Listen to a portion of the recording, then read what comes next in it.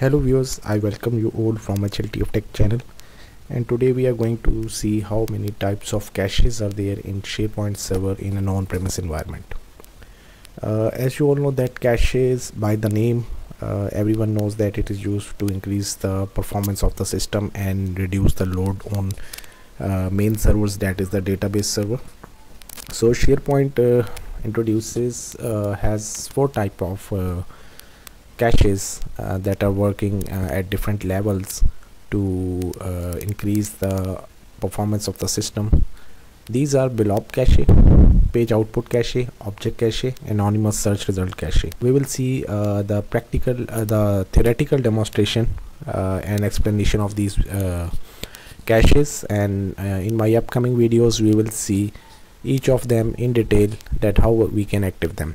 So this video is for understanding how these cache work and what are their basic elements and what are their key purposes, whereas in the next video we will see that one by one we will see how they can be enabled and what are the performance indicators. So first of all, Blob cache. Blob cache is a disk based cache, and it is provided by the SharePoint for storing large objects. Blob stands for binary large objects. The abbreviation of Blob is binary large objects. It includes images, audios, video files, CSS and JS pages that require a lot of images to render on every call. So they all come in Blob cache and Blob objects. The default size of this cache is 10 GB, whereas you can change this size. What happens when the Blob cache is enabled? All the frequent called objects, including images, audios and video files, CSS pages, JavaScript pages, all these frequent objects are rendered and saved temporarily in the local disk of the front-end server. So after storing, whenever any user or users call them, WFEs entertain this request by rendering the local copy to that user instead of going to the database for querying again. Okay, so this results in reduced load on the database server, and by default the Blob cache is off, and it has to be enabled to provide its functionality. And it can be enabled in the web config file. There is a settings of Blob cache in which it is you have to simply enable it, that is you have to change the state of off to on. I will show you in detail in my next video as well. So if you talk about Blob cache, for example, you have 3 front-end servers, and you have enabled the Blob cache, and user requests come on these front-end servers. Now first time the front-end server will retrieve the Blob files from the database, and all these files are now saved in the Blob cache of the front-end server. And next time, whenever the user requests, instead of getting these files again from the database, the front end will take these files or retrieve these files from the local cache, and it will entertain the request. In case you have load balancer configured at multiple front-end servers, then it is recommended to enable the Blob cache in each front-end server as well. Okay, the next cache profile, that is page output cache. The page output, as by its name is clear, that it stores the rendered output of a page.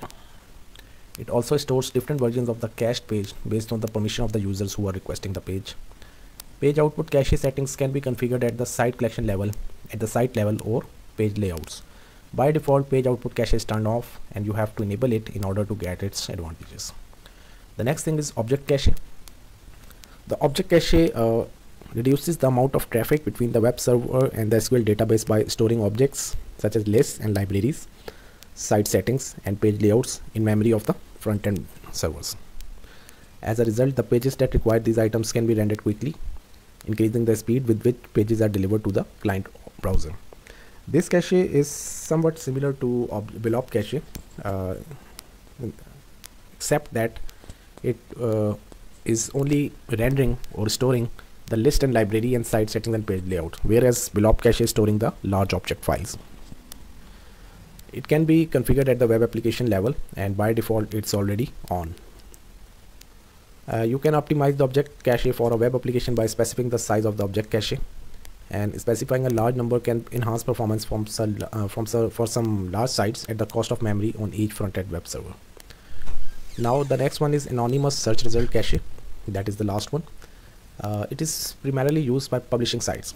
Remember that if you are using the publishing feature, that is the site publishing feature in your environment, then you may use this search result cache. Otherwise, if you are not using a publishing feature, there is no need to activate this cache. It saves search results from anonymous users and reuse them for later queries that are the same as the original query.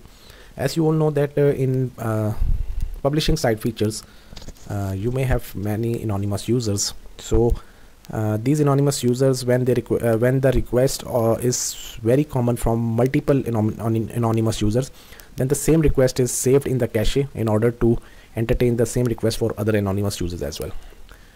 This improves performance on site pages that use the content search web part, and this result in increased performance.